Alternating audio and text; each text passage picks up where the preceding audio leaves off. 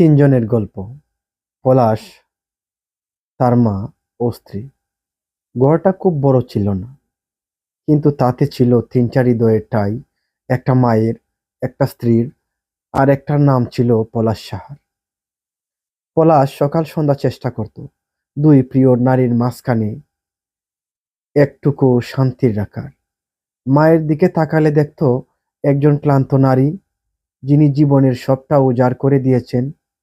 স্ত্রীর দিকে তাকালে দেখত একজন নতুন স্বপ্ন নিয়ে আসা সঙ্গিনী, যিনি ভালোবাসা আর সম্মানের আশায় এই গড়ে এসেছে। তবে গড় ছিল না বোঝাপড়া, ছিল না খোলামেলা সংলাপ।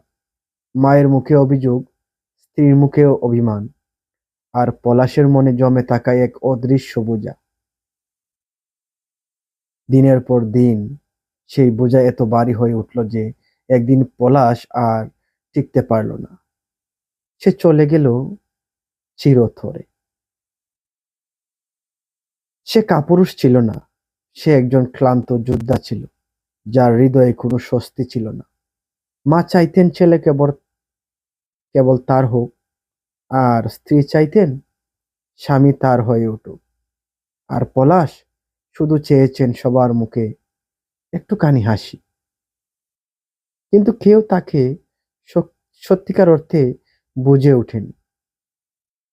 মা যদি ছেলের স্ত্রীকে নিজের মেয়ের মতো ভালোবাসতেন, স্ত্রী যদি শাশুড়িকে শত্রু না ভেবে একজন একাকী মায়ের চোখে দেখতেন, পলাশ যদি নিজের কষ্টের কথা মুখ ফুটে বলার সাহস পেত,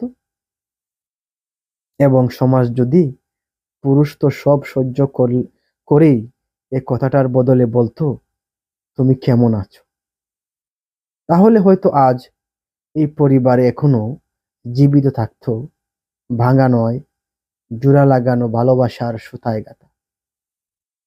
পলাশ সাহার মৃত্যু কেবল একটি মানুষের হারানোর একটি মানুষ হারানোর ঘটনাই নয়, এটা আমাদের সমাজের বোঝাপড়ার অভাব, নিঃশব্দ মানসিক যন্ত্রণা, আর সহানুভূতির অভাবের প্রতিচ্ছবি।